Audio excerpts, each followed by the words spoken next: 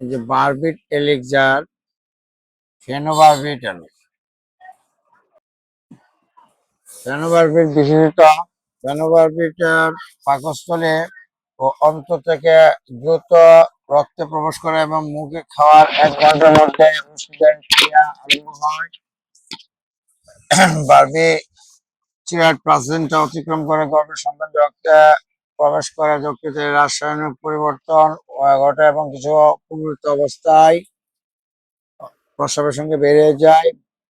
ব্যবহার আর গ্রহণ মাত্রা হচ্ছে অনেকক্ষণ ধরে কার্যকরী ক্ষমতার জন্য ফেনোবারবিটন স্নায়ু অনিদ্রায় এবং উৎকণ্ঠা দূর করে রোগীকে নিদ্রা রাখার জন্য ব্যবহার করা হয়। অহেতুক চিন্তা, সহজে ভীত হওয়া, সহজে ঘাবড়ানো, অস্থিরতা ও সেই সঙ্গে হৃদকম্প, কাজের সময় হাত পা কাঁপা, ঘামা, বারবার প্রস্রাব, মল ত্যাগ করা, মাথা ঘোরা, ঘুম কম হওয়া প্রভৃতি নিউরোসিসের লক্ষণে ফেনোবারবিটন ভালো কাজ করে। মৃগী রোগীর খিঁচুনি উপশমের জন্য, বিশেষ করে গ্ল্যান্ড মেয়র বা সাইকোমোটর মৃগীর আক্রমণে ফেনোবারবিটন সফলতার সঙ্গে ব্যবহার করা হয়। ফেনোবারবিটন দিয়ে মৃগী রোগীর চিকিৎসা হঠাৎ করে বন্ধ করে দেওয়া উচিত নয়।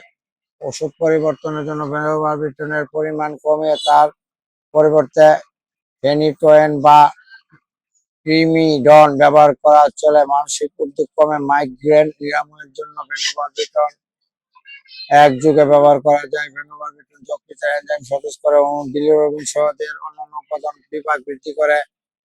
এর কারণে সদ্যজাত শিশুর জন্ডিসে বিলিরুবিন নিয়ন্ত্রণের জন্য ফেনোবারবিটন ব্যবহার করা হয়।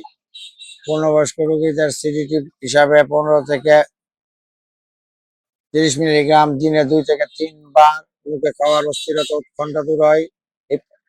হিপনোটিক বা নিদ্রাকারক হিসাবে ঘুমানোর আগে 100 থেকে 200 মিলিগ্রাম দেওয়া যায়। মৃগী রোগীকে 50 থেকে 100 মিলিগ্রাম দিনে 2 থেকে 3 বার দেওয়া যায়।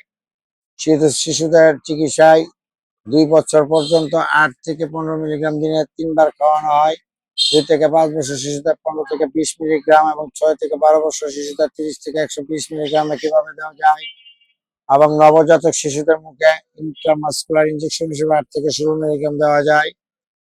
আর ধন্যবাদ গরিবের ডাক্তার আর সারোয়ার চ্যানেলটির সাথে থাকার জন্য ধন্যবাদ, এবং যারা সাবস্ক্রাইব করেনি তাদেরকে উৎসাহিত করবেন স্বাস্থ্যসেবা এবং ঔষধ সম্পর্কিত তথ্য পেতে সহযোগিতা করব ইনশাল্লাহ।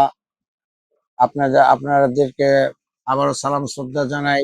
আসসালামু আলাইকুম ওয়া রাহমাতুল্লাহি ওয়া বারাকাতুহু।